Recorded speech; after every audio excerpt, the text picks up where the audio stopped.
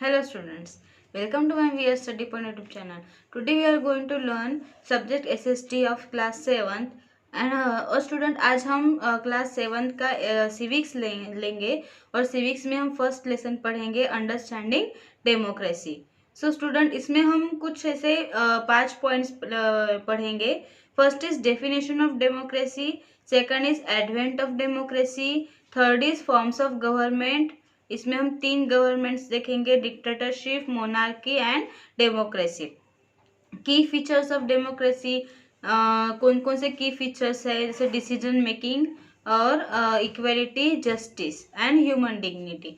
Okay, and last point is programmers bye the government of India. ठीक है, मतलब इसमें हम ये देखेंगे कि सबसे पहले हम देखेंगे डेफिनेशन ऑफ डेमोक्रेसी। डेमोक्रेसी की क्या डेफिनेशन है, व्हाट इज डेमोक्रेसी, है ना। डेमोक्रेसी मीन्स क्या होता है, लोकशाही जो अपने इंडिया में चलती है ना। और दूसरा पॉइंट हमने है advent of democracy. Advent of democracy में हम कुछ डेमोक्रेसी के कुछ ऐसे एडवेंशंस देखेंगे। ठीक है, उसके बाद फॉर्म ऑफ गवर्नमेंट देखेंगे और की फीचर्स देखेंगे डेमोक्रेसी के, और programmes by the government of India, मतलब गवर्नमेंट ऑफ इंडिया के थ्रू कौन कौन से प्रोग्राम्स बने हैं अपने इंडिया में, वो हम देखेंगे। Okay, India is one of the largest democracies in the world. Our freedom fighters fought and sacrificed their lives to gain independence for British rule. After independence, India chose to be a democratic republic. Our leaders framed our constitutions by our country is governed by its laws. But how and why did democracy come into existence? ये तो हमें सबको पता है कि India जो है वो सबसे लार्जेस्ट डेमोक्रेटिक कंट्री है पूरी दुनिया में, है ना। अपनी इंडिया में सबसे ज़्यादा डेमोक्रेसी चलती है। और अपनी इंडिया ने ऐसे बहुत से अपने इंडिया में फ्रीडम फाइटर्स हो चुके हैं जिन्होंने अपने लैंड को या अपनी इंडिया को स्वतंत्र करने के लिए, इंडिपेंड करने के लिए उन्होंने कितने सारे सैक्रिफाइस किए, अपनी जान तक कुर्बान कर दी। तो ऐसे बहुत से जो फ्रीडम फाइटर्स थे जिन्होंने ब्रिटिश शो से अपने इंडिया को आज़ाद करने के लिए बहुत कुछ चीज़ों का उन्होंने त्याग किया था। और इसके बाद जब हमें इंडिपेंडेंस मिला, आफ्टर इंडिपेंडेंस फिर अपने इंडिया को डेमोक्रेटिक रिपब्लिक का भी मतलब रिपब्लिकन हमने गवर्नमेंट ने उसको चूज़ किया, है ना। और अपने जो लीडर्स थे उन्होंने कुछ अपना कॉन्स्टिट्यूशन बनाया अपनी कंट्री का गवर्नमेंट के थ्रू, और उसमें जो कुछ ऐसे लॉज, मतलब कुछ ऐसे कानून कायदे उन्होंने उसमें बनाए। लेकिन वो कैसे और क्यों क्यों अपनी कंट्री डेमोक्रेटिक हुई थी, वो हम इसमें जानेंगे। फॉर्म ऑफ गवर्नमेंट, इसके बाद हम सेकंड पॉइंट देखेंगे फॉर्म्स ऑफ गवर्नमेंट। गवर्नमेंट के कौन कौन से फॉर्म्स है। There are mainly 3 forms of government.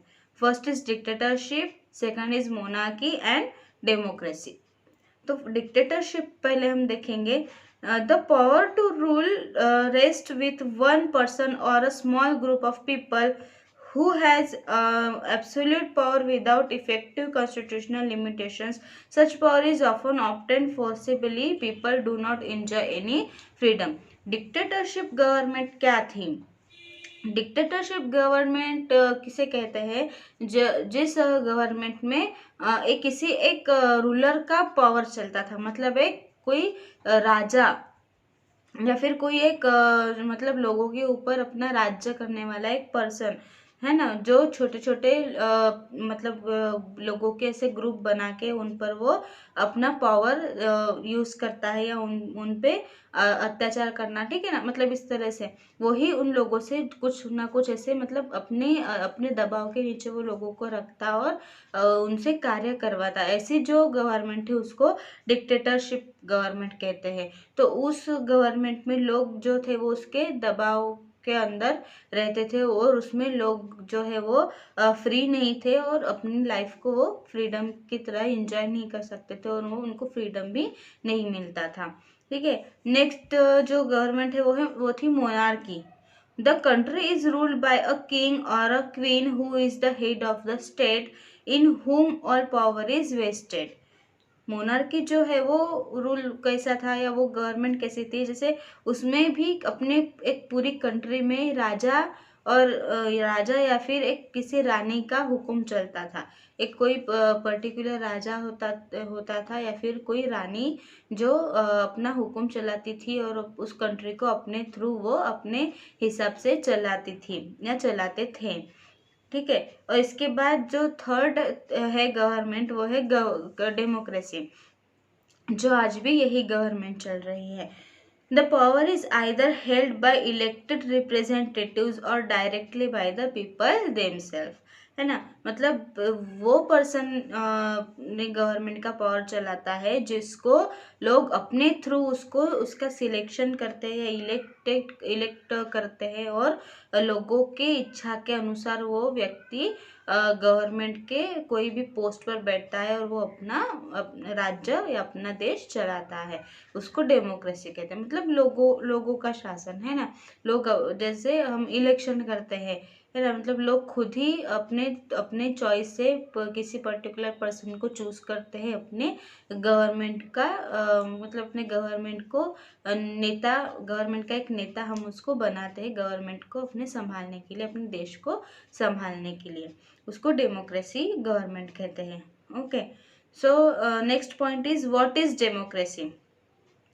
The modern form of democracy has been adopted only after the Second World War as a form of government. In today's world, democracy is considered to be the best and the most popular form of government. Why is it so?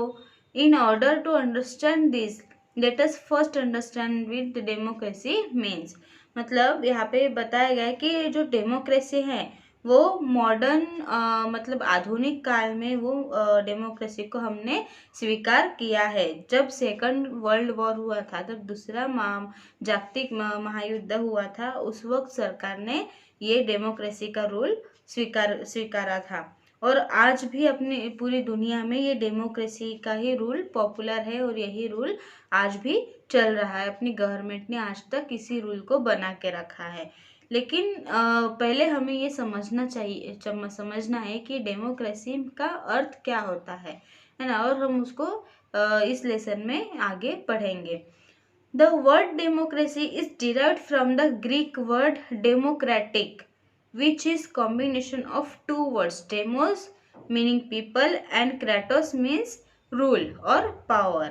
मतलब जो democracy जो word है ये एक Greek language से ये word आया है। ग्रीक का जो वर्ड है डेमोक्रेटिक, इससे ये वर्ड बाहर आया है।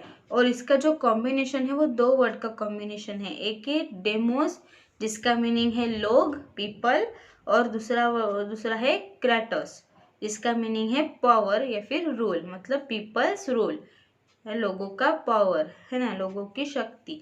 तो इससे ये डेमोक्रेसी वर्ड बाहर निकला है। From this we can derive that democracy is a form of government where the people govern themselves directly or through elected representatives.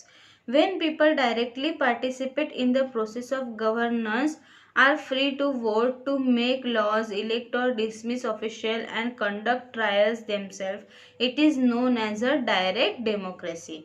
It means जब अपने गवर्नमेंट ने डेमोक्रेसी गवर्नमेंट जब एडॉप्ट किया, उसका जो स्वीकार किया, उसमें लोग अपने खुद के थ्रू वो अपनी जो गवर्न है उसको वो सिलेक्ट करते थे, मतलब सिलेक्ट करते हैं फॉर थ्रू इलेक्शन, है ना। इलेक्शन के थ्रू वो अपना जो गवर्न है या अपना जो गवर्नमेंट संभालने के लिए जो भी पर्टिकुलर पर्सन को इलेक्ट करते थे, वो इलेक्शन के थ्रू वो चूज करते हैं, है ना। जैसे वो उसके लिए लोगों को वोट का अधिकार दिया गया, वोटिंग करने का, है ना। और अपने थ्रू किसी भी पर्सन को या नेता को इलेक्ट करना या फिर डिसमिस करना, ये सब लोगों के हाथों में ये रूल दिया गया, या ये मतलब जो हक था वो लोगों को दिया गया। और इसी रूल को या फिर इसी प्रोसीजर को डायरेक्ट डेमोक्रेसी कहते हैं। मतलब लोग डायरेक्टली खुद इन्वॉल्व होते हैं उस चीज़ों में, है ना। डायरेक्टली वो खुद उसमें इन्वॉल्व होके खुद के थ्रू वो अपने गवर्न को वो चूज करते हैं, तो ऐसे इस प्रोसीजर को डायरेक्ट डेमोक्रेसी कहते हैं। Okay, when people elect their representatives who take decisions on their behalf, it is called a indirect or representative democracy। और जो लोग अपने मतलब इलेक्ट करते हैं किसी पर्सन को, रिप्रेजेंटेटिव्स को, तो उसको इलेक्ट करने का जो डिसीजन है वो आधा, मतलब लोग तो करते हैं, लेकिन उसका जो आधा डिसीजन है वो कोई दूसरा पर्सन या फिर कोई दूसरी तरीके से वो उसको स्वीकार करते हैं। तो ऐसे इस प्रोसीजर को इनडायरेक्ट डेमोक्रेसी कहते हैं। ठीक है। Indirect democracy is prevalent in India, the USA and France. India indirect democracy जो है वो यूएसए और फ्रांस में होती है। Advent of democracy. In this section, we will revisit the historic events that led to the evolution of democracy in its present form. Okay, then first is ancient Greece. The story of democracy is as old as the ancient Greek civilization. The earliest democracy began in Athens in the 6th century BCE. मतलब advent of democracy, democracy का advent कहाँ हुआ और कैसे हुआ वो हम इस टॉपिक में पढ़ने वाले हैं। तो मतलब हमें सबसे पहले हिस्टोरिक जो प्लेसेस थी वहाँ से हमें ये जानकारी देखना है। और उसमें हम पहला पॉइंट हम देखेंगे कि एंशियंट ग्रीक्स, मतलब प्राचीन काल का जो ग्रीस था उस वहाँ वो कैसा था। हाँ, तो जो डेमोक्रेसी जो है वो एंशियंट ग्रीक की जो कल्चर था, उनके जो सिविलाइजेशन थी वहाँ से इसकी शुरुआत हुई थी। The earliest democracy began the Athens in the 6th century BC। और सबसे पहले जो डेमोक्रेसी की जो शुरुआत हुई वो ग्रीस के एक एथेनिस से उसकी शुरुआत हुई 6th सेंचुरी में, before Christ era. Okay, in its ancient form is called direct democracy. तो इसी एंशियंट फॉर्म्स को हम डायरेक्ट डेमोक्रेसी कहते हैं। Where an all citizens assembled at one place to make laws and take decisions regarding the day to day matters of governors. मतलब जो ये जो सिटीजन है, जो मतलब जो भी असेंबली है, वो एक प्लेस से दूसरे प्लेस में जाने के, मतलब उस वक्त में कुछ ऐसे लॉ बनाए गए थे। और कुछ जो डिसीजंस लेने का जो कार्य था वो गवर्नेंस के हाथों में रहता था। ओके, इसके बाद जो दूसरा था वो है medieval period. Okay, in the medieval period, several European rulers, while making policies, consulted church official and various groups of citizens, which led to the formation of representative bodies of citizens. With the decline of feudalism in Europe in the 14th century, power shifted from the feudal lords to the king and the common people. तो medieval period में, मध्ययुगीन काल में, जब civil European rule चल रहा था, तो वहाँ के जो रूलर्स थे वो अपने कुछ पॉलिसीज बनाते थे, अपने कुछ उनके अलग तरीके के रूल्स बनाया करते थे। जैसे जिसमें अलग अलग प्रकार के ग्रुप बनाते थे वो नागरिक के, सिटीजन्स के। और इसमें वो जैसे यूरोप में 14th सेंचुरी में कुछ ऐसे फेडरलिज्म नाम का उन्होंने एक मतलब लोगों को एक ये डिक्लाइन किया था। और उसमें उन्होंने कुछ, मतलब जैसे कुछ साधारण लोगों के लिए कुछ एक पर्टिकुलर पर्सन को राजा बना के उन्होंने उस टाइम पे वो एक राजा उनके लिए रखा गया था, उनको घोषित किया गया था। The new feeling of nationalism also shifted the power away from the feudal lords and laid the groundwork for the establishment of democracy. तो ये जो नई जो रूल्स उन्होंने बनाए थे मिडाइवल पीरियड में, तो उस नेशनलिज्म को फ्यूडल, मतलब जो उनके किंग को मतलब उस टाइम के में किंग को राजा ही कहा जाता था, लॉर्ड माना जाता था। तो उनके थ्रू ही वो डेमोक्रेसी की स्थापना उन लोगों ने की थी। इसके बाद हम नेक्स्ट पॉइंट देखेंगे, renaissance in Europe. The Renaissance movement in Europe witnessed the rebirth of art, literature, science and philosophy. ये जो रिनाइसेंस मूवमेंट जो है वो यूरोप में उसका रीबर्थ हुआ, किस किन चीज़ों का, लिटरेचर का, साइंस और फिलोसॉफी का. Okay. The renaissance humanist reviewed Greek literature and culture which led to the growth and implementation of the concept of democracy. जैसे हमने इस पॉइंट में देखा था कि रिनाइसेंस मूवमेंट ने जो नई चीज़ों का जो रिबर्थ किया था, जो तीन थे, लिटरेचर है और साइंस और फिलोसॉफी, तो इसमें इनका जो लिटरेचर और कल्चर, इसमें भी उन्होंने कुछ ऐसे ग्रोथ की थी अपने डेमोक्रेसी में, और उसमें जो उन्होंने कुछ ऐसे इम्प्लीमेंट किए थे और उसी थ्रू उन्होंने डेमोक्रेसी का कॉन्सेप्ट बनाया था. Legislative bodies came into being which were composed of representatives from both aristocratic and non-aristocratic families. तो इसमें जो मतलब कुछ ऐसे जो लेजिस्लेटिव बॉडीज थे, मतलब जो सांसदिक की जो मतलब जैसे संसद होती है जिसमें जैसे लोकसभा, राज्यसभा जैसे होती है, तो उसी तरह से उन्होंने कुछ ऐसे बॉडीज बनाए थे लेजिस्लेटिव के, संसद के, और उसमें उन्होंने जो दो बॉडीज उन्होंने बनाए थे, एक है आर्किस्टोक्रेटिक और दूसरा नॉन आर्किस्टोक्रेटिक. ठीक है. In England, the Glorious Revolution of 1688 further strengthened the roots of democracy. The revolution gave a blow to the absolute rule of the British king and made the ruler answerable to the parliament, the representative body of the English people.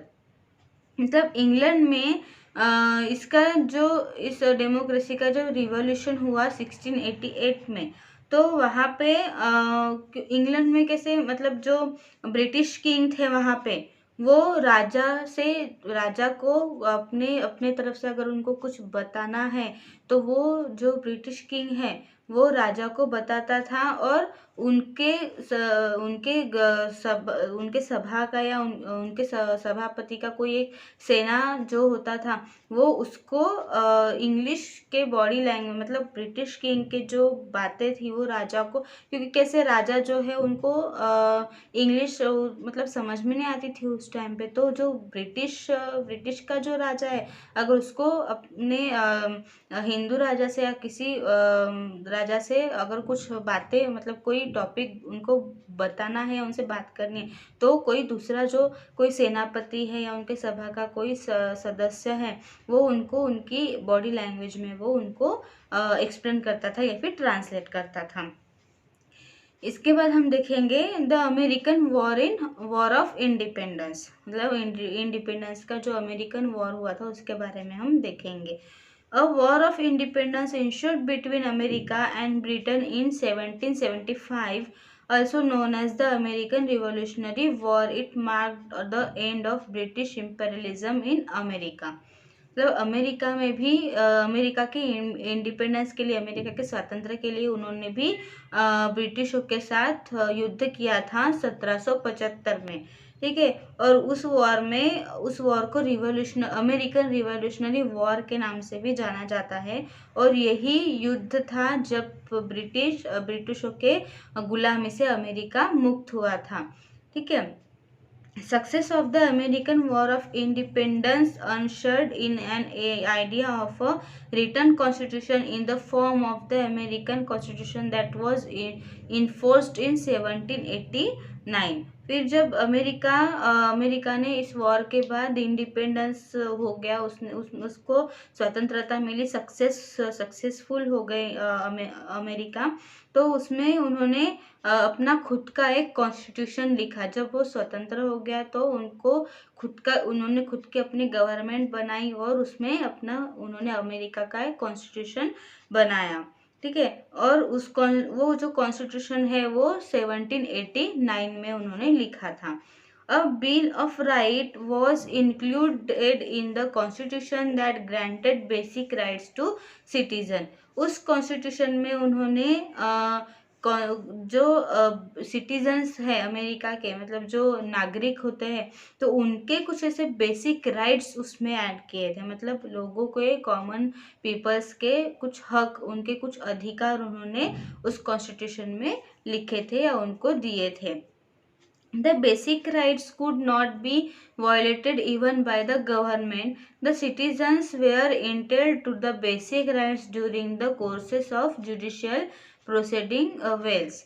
तो जो वो basic rights थे वो government के लिए, मतलब कोई violated rules नहीं थे, बल्कि वो सिटीजन्स के लिए कुछ अधिकार, उनके कुछ सामान्य राइट्स उनको देने के वो अधिकार जो थे वो उन्होंने अपने कॉन्स्टिट्यूशन में उसको लिखित रूप में दिया था।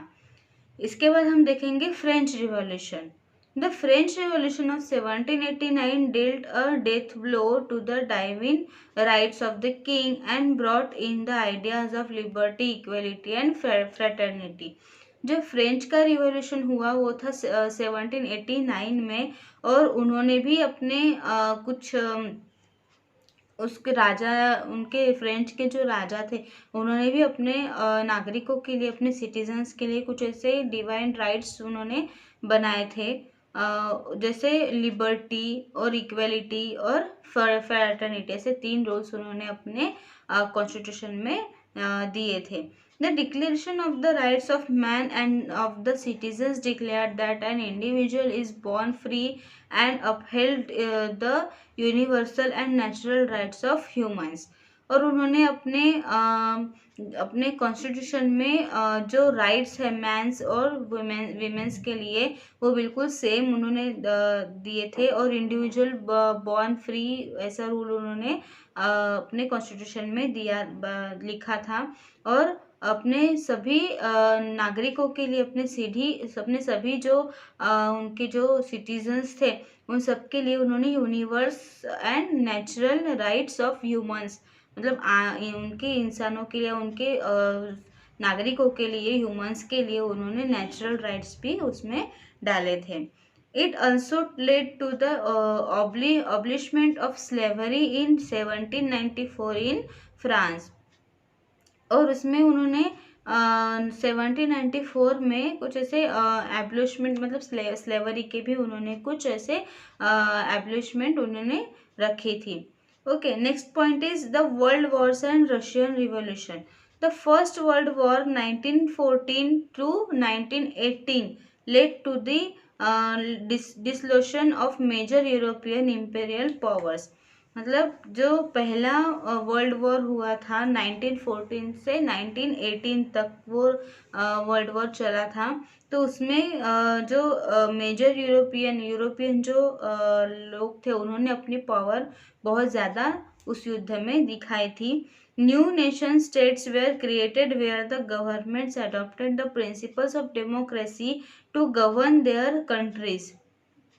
और जो नए जो स्टेट्स बने थे, और जो गवर्नमेंट के थ्रू जो स्टेट्स नेशंस क्रिएट हुए थे, उसने डेमोक्रेसी के कुछ नए नियम गवर्नमेंट ने उस कंट्री को दिए थे, और उस कंट्री ने वो जो नए नियम है वो एक्सेप्ट किए थे।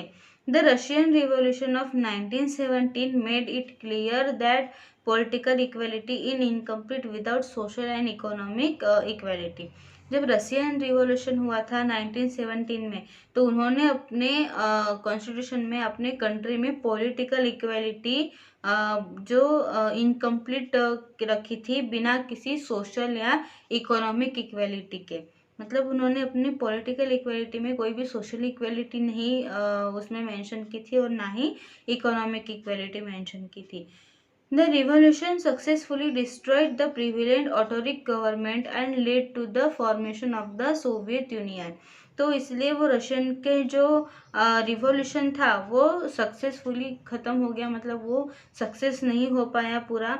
और जो रशियन की जो गवर्नमेंट थी, वो उसका जो मतलब उसके जो वो डिस्ट्रॉय होने के बाद उसका रूपांतर सोवियत यूनियन में हो गया। The Union of Soviet Socialist Republic was dissolved in 1991 and most countries which separated from the Union chose a democratic government.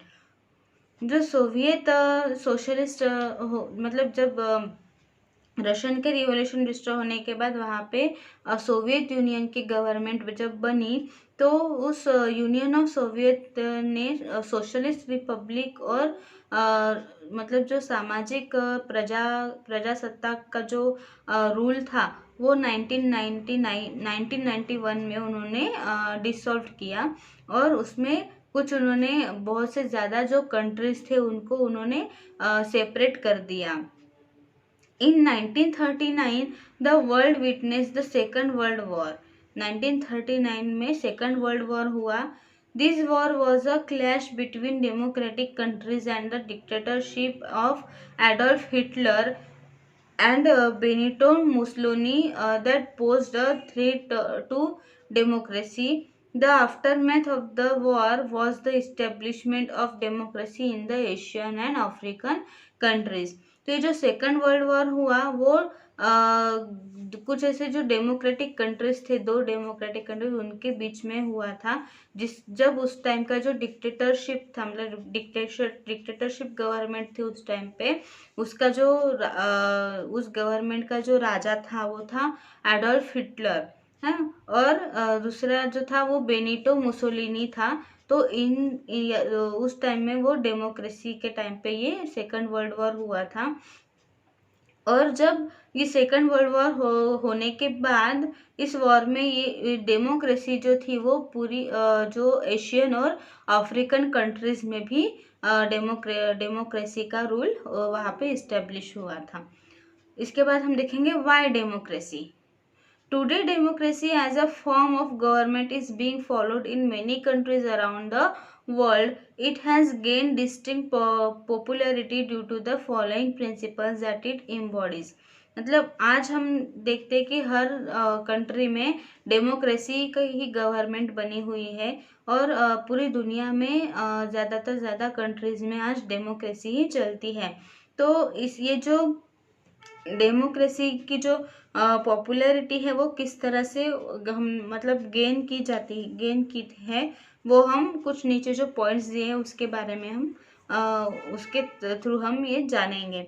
So first point is citizens elect representatives to form a government.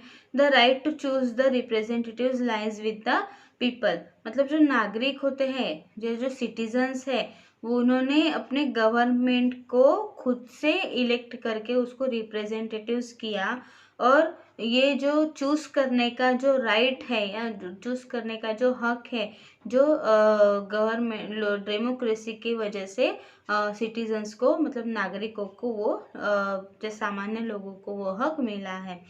Citizens elect their representatives on the basis of universal adult franchise.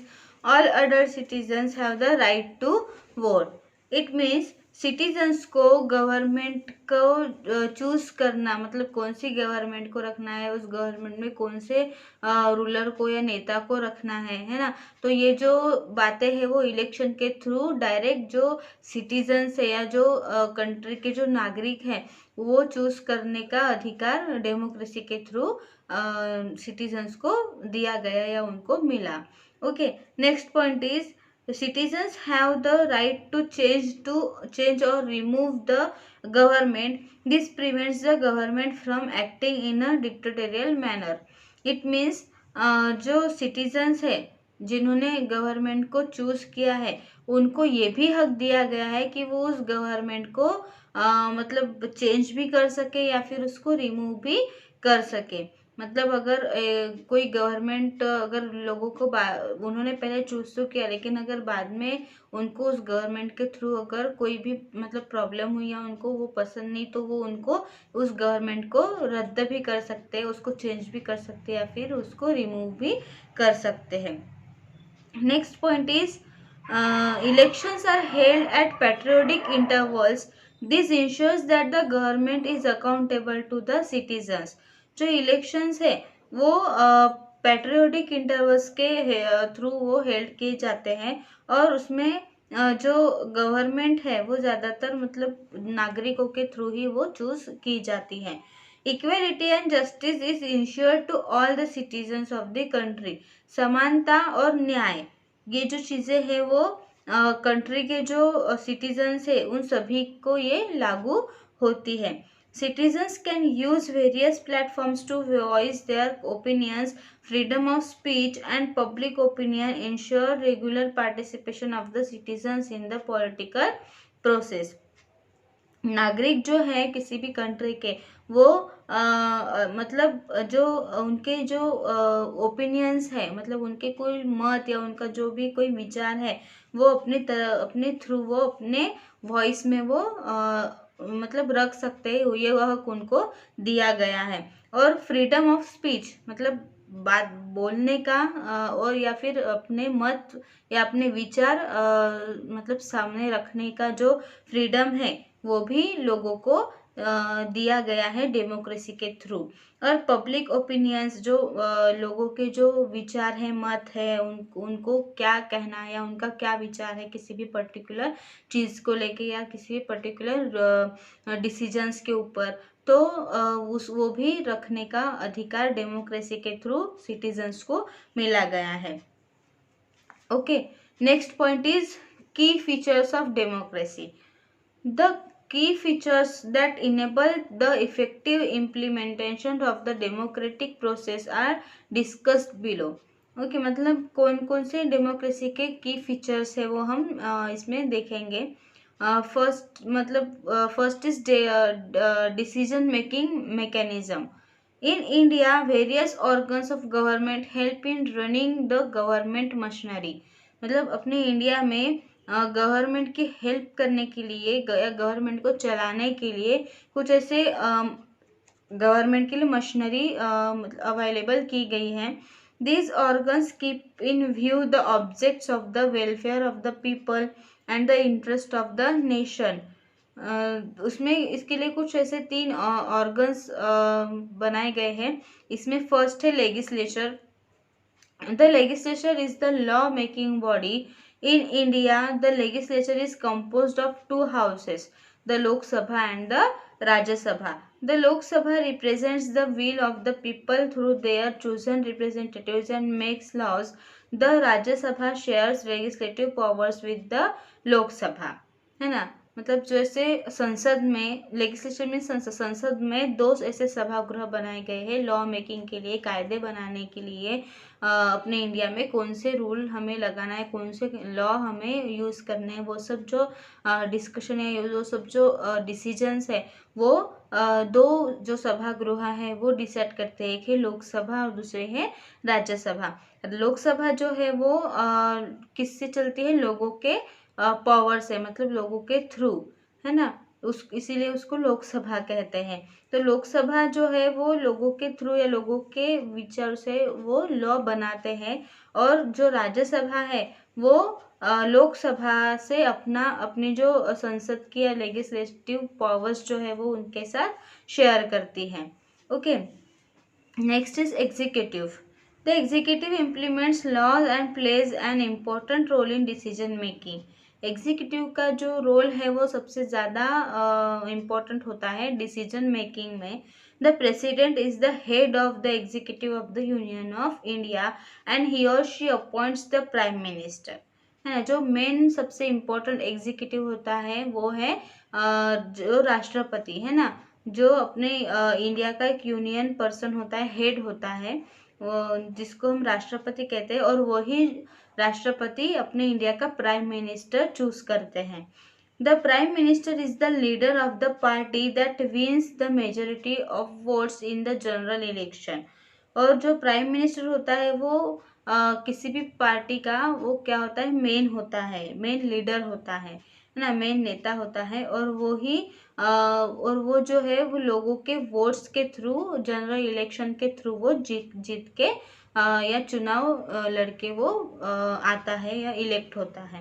Okay, he or she works along with a team of ministers who are elected by the people and are answerable to them। और ये जो prime minister है, ये जो नेता है वो अपने पूरे टीम के साथ वो वर्क करता है कई सालों तक, है ना। उनकी जो ड्यूरेशन होती है वो 5 सालों की होती है, ठीक है ना। 5 साल बाद और इलेक्शन होती है उनकी, तो 5 साल तक वो अपने मिनिस्टर्स के साथ, मिनिस्टर के ग्रुप के साथ वो वर्क करता है। और इलेक्टेड जो लोगों के थ्रू इलेक्ट होके आते हैं, ऐसे जो मिनिस्टर्स होते हैं उनके टीम के साथ वो वर्क करता है। Okay, next is judiciary. The judiciary is the third branch of the government. Judiciary जो है वो गवर्नमेंट की तीसरी ब्रांच है। It administers justice in accordance with law. It has the power to declare laws passed by the legislature as illegal if such laws violate the spirit of the constitution. तो ये जो administers है, मतलब जो justice, न्याय के जो law, कायदे के साथ जो न्याय करते हैं, हाँ, और इनकी जो पावर है वो कायदे के अनुसार ही डिक्लेयर होती है। और जो लेगिस्लेचर है, जो संसद है, या फिर कोई इलीगल जो वर्क होते हैं, तो उसके बारे में जो भी कायदे कानून बनाने होते हैं कॉन्स्टिट्यूशन में, वो ये जुडिशरी के काम होते हैं। The judiciary is free from the control of the legislature and the executive. ये जो जुडिशरी है ये संसद और एग्जीक्यूटिव, इन दोनों से ही, दोनों के कंट्रोल से ही क्या होते हैं, वो फ्री होते हैं। उन पर इन दोनों का कोई भी कंट्रोल नहीं होता। ओके, इसके बाद है इक्वेलिटी, समानता। Okay, democracy is based on the principle of universal adult franchise which means that irrespective of educational qualification, caste, color, creed, religion and region, all citizens above the age of 18 have the right to vote, है ना। ये सब तो आपको पता ही है कि लोकशाही जो है वो किस पर मतलब बेस्ड है, principle of universal adult franchise, है ना। मतलब जो इंडिया के जो भी अडल्ट पीपल्स है या उनके थ्रू जो इलेक्ट होके आते हैं जो लोग, उनको इलेक्शन का अधिकार है, ठीक है, उनको अडल्ट फ्रांचाइज कहते हैं। तो इनको जो अधिकार दे वो उनके उस अडल्ट फ्रांचाइज के एजुकेशन क्वालिफिकेशन, उनके कास्ट, उनके कलर या उनके रीजन या फिर रिलीजन या फिर सिटीजन, इनके ऊपर नहीं होता है ना। तो वो जो, और उनको हर एक रिलीजन के, हर एक धर्म के, अलग अलग धर्म के सभी सिटीजन्स को वोटिंग का अधिकार दिया दिया गया है। और वो जो वोटिंग का अधिकार है वो उनको एज के 18 ईयर्स में ही वो मिल जाता है। मतलब 18 साल के, जैसे 18 साल होते हैं तो 18 साल में ही हमें वोटिंग का अधिकार हमें मिल जाता है। Equality is also advocated in economic and social spheres. Every citizen has the freedom to choose and practice in occupation of his or her choice. Any discrimination such as untouchability is considered to be a violation of the constitution and is punishable by law. समानता जो है वो economic या फिर social, ऐसे हर एक चीज़ों में होते मिली जाती है लोगों को। हर सिटीज़न जो है वो फ्रीडम है, और वो अपने तरीके से वो अपना बिजनेस चूज कर सकता है, उसको क्या करना है क्या नहीं, वो उसको इस सब चीज़ों का फ्रीडम मिला है। और किसी भी भेदभाव के बिना या फिर जैसे अनटचेबिलिटी वगैरह है, जैसे मतलब कोई भी अगर भेदभाव करता है किसी भी पर्टिकुलर चीज़ में, सोशल में या फिर इकोनॉमी में या फिर पॉलिटिकल, मतलब पॉलिटिकल साइड्स में, तो उनके ऊपर, मतलब वो जो अगर ऐसे किसी पर्सन के साथ करते हैं, भेदभाव करते हैं या फिर अनइक्वलिटी वो दिखाते हैं, तो ऐसे लोगों को अकॉर्डिंग टू कॉन्स्टिट्यूशन उनको पनिश, मतलब अकॉर्डिंग टू लॉ उनको पनिश भी की जाती है। Okay, next is justice. The judiciary plays an important role in the implementation of democracy. जो जुडिशरी जो है वो सबसे इम्पोर्टेंट रोल निभाते हैं अपने डेमोक्रेसी में। It protects the freedom and right of the people of a democratic country. लोकशाही के देशों में ये जो जुडिशरी है वो लोगों को न्याय दिलाने के काम जो है वो इन जुडिशरी के होते हैं। All citizens are equal in the eyes of the law. Every citizen has the right to seek and receive justice.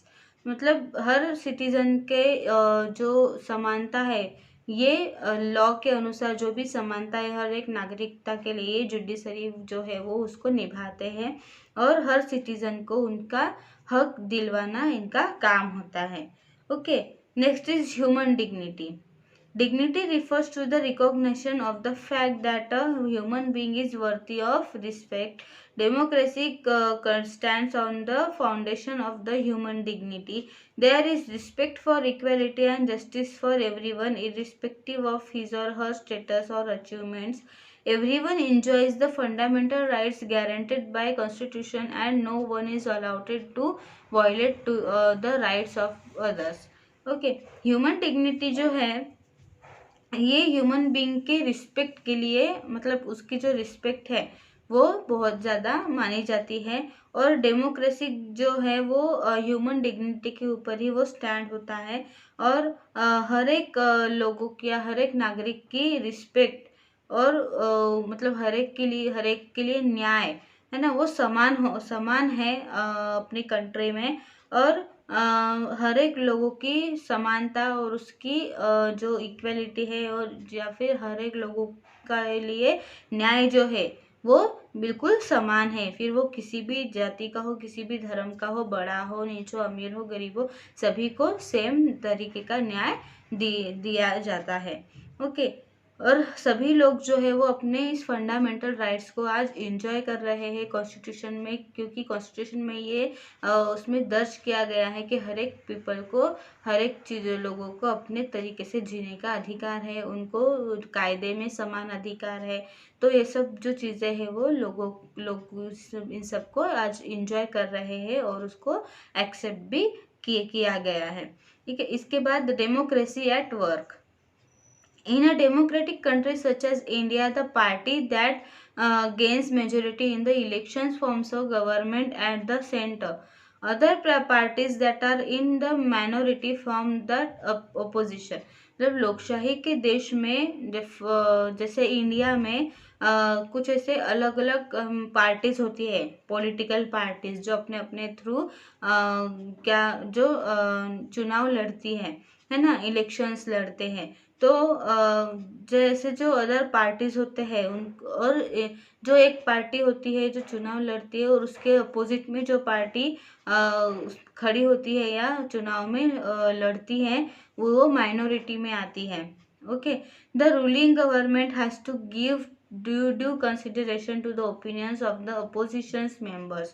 The opposition provides critical feedback and constructive criticism on the programs and policies of the government. Government के ruling के हिसाब से, उनके rules के हिसाब से जो opposition party के जो मेंबर्स होते हैं उनके भी ओपिनियंस जाने जाते हैं, उनकी भी बातें सुनी जाती है ना। मतलब दोनों भी पार्टी को वो सेम समान अधिकार हमें अपने गवर्नमेंट ने दिए गए हैं। For a healthy democracy, difference of various parties which from the government and which constitute the opposition must be accommodated. मतलब अपने डेमोक्रेसी में ऐसे कई तरीके के डिफरेंट ऐसे पार्टीज को मतलब उन्होंने अधिकार दिया गया है। लोग अपने अपने थ्रू अपने जो पॉलिटिकल पार्टीज बनाते हैं और इलेक्शन में खड़े होते हैं, उनको हर चीज़ में मतलब अपने गवर्नमेंट ने उनको समान अधिकार दिया गया है। Thus, the principles and key elements of democracy promote human values and form a just society. These principles and elements rank democracy above and other from the government. तो इसलिए जो डेमोक्रेसी के जो रूल्स है या नियम्स है वो ह्यूमंस के लिए, अपने हर एक सोसाइटी के लिए, सबके लिए ये सेम बनाए गए हैं। और ये जो रूल्स है वो डेमोक्रेसी में अपनी गवर्नमेंट में भी सब बहुत ज़्यादा इसकी मान्यता है। Okay, next point is special programmes by the government of India. Government Bharat की सरकार ने कौन कौन से स्पेशल प्रोग्राम्स बनाए हैं। In addition to the constitutional provisions the government of India has also started a number of policies and programmes it to ensure effective democratic functioning. अपनी India ने अपने इंडियन गवर्नमेंट ने ऐसे बहुत से सामान्य लोगों के लिए ऐसे कुछ ऐसे पॉलिसीज या फिर ऐसे कुछ नए नए प्रोग्राम्स बनाए गए हैं। Special policies have been formed to secure better opportunities for the deprived sections of society. मतलब समाज में जो ऐसे बहुत ही मागास वर्गीय जो लोग होते हैं उनके लिए स्पेशल पॉलिसीज अपने गवर्नमेंट ने निकाली है और उनको बहुत से ऐसे अपॉर्चुनिटीज दिए गए हैं उस पॉलिसी के through. This policies included the following. नीचे कुछ ऐसे हमको जो पॉलिसीज के नेम बताए गए हैं, कौन कौन से पॉलिसीज गवर्नमेंट ने बनाए हैं। First is reservation for the scheduled caste, scheduled tribes and other backward classes in educational institution and government jobs. है ना, ये तो आपको पता ही है कि अपने किसी भी एजुकेशन में या फिर इंस्टीट्यूशंस में या फिर गवर्नमेंट जॉब्स में सबसे ज़्यादा जो रिजर्वेशंस जगह होती है ना, वो कौन से होते हैं, ST SC और बैकवर्ड क्लासेस। इन इन जो मतलब कैटेगरीज होती है इनके लिए वो रिजर्व्ड होती है। Okay, low cost housing schemes for economically weak section of the society. तो ये जो रिजर्वेशन का जो नई पॉलिसी या फिर प्रोग्राम जो है वो गवर्नमेंट ने बनाया है और इसी में जो लो कॉस्ट हाउसिंग मतलब घर देने की स्कीम है ना, मतलब जो बहुत ही गरीब लोग होते हैं जो उनको गवर्नमेंट अपने खुद के थ्रू उनको घर देती है। तो ये भी एक समाज के लिए एक ये नई जो पॉलिसी है वो गवर्नमेंट ने बनाई है। इसके बाद थर्ड पॉलिसी है reservation of seats for women in public modes of transport. है ना, मतलब जो भी पब्लिक ट्रांसपोर्ट्स होते हैं जैसे बस है, ट्रेन है ना, तो ऐसे जगहों पे वीमेंस के लिए रिजर्व्ड सीट्स भी अवेलेबल की गई है। उसके बाद है literacy schemes to encourage education amongst economically backward sections, development schemes for rural areas. मतलब जो बैकवर्ड सेक्शन में जो लोग आते हैं जिनकी आर्थिक परिस्थिति इकोनॉमिक कंडीशन बहुत ही लो होती है, तो उनके लिए मतलब एजुकेशन की सुविधा गवर्नमेंट ने की है। ये जो उसके भी कुछ ऐसी स्कीम्स गवर्नमेंट ने निकाले, मतलब जो इकोनॉमिकली बहुत ही गरीब होते हैं तो उनके पास पढ़ाई लिखाई के लिए पैसे नहीं होते अपने बच्चों के पढ़ाई के लिए, तो उनके लिए भी फ्री एजुकेशन की जो स्कीम है वो गवर्नमेंट ने बनाई है। इसके बाद है development schemes for rural areas. जो बहुत ही खेड़े ग्रामीण भाग का जो मतलब ग्रामीण गांव जो होते हैं उनके लिए उनके गांव में कुछ डेवलपमेंट करने की भी स्कीम्स अपने गवर्नमेंट ने बनाई है। तो इस तरह से बहुत से ऐसे स्कीम्स जो है गवर्नमेंट के थ्रू बनाए गए हैं।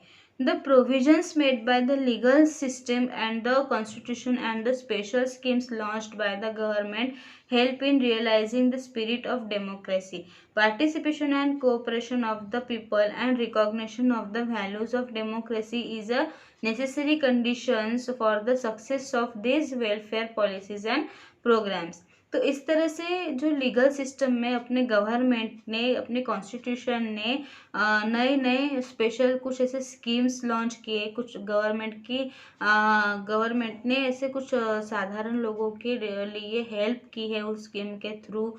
तो और उसमें लोगों की पार्टिसिपेशन भी की गई है, बहुत ही अच्छी तरह से लोगों ने उसको एक्सेप्ट भी किया है, उसके बहुत लोगों ने उसका प्रॉफिट भी लिया है। तो इस तरह से गवर्नमेंट ने अपने जो पॉलिसीज़ है या फिर उनके जो प्रोग्राम्स है उनको सक्सेस किया है। तो स्टूडेंट्स ये लेसन यहीं पे ख़त्म होता है। तो इस लेसन के किसी भी टॉपिक के बारे में अगर आपको कोई भी डाउट हो, कोई भी आपको प्रॉब्लम हो, तो आप मुझे कमेंट बॉक्स में ज़रूर पूछें। Thank you.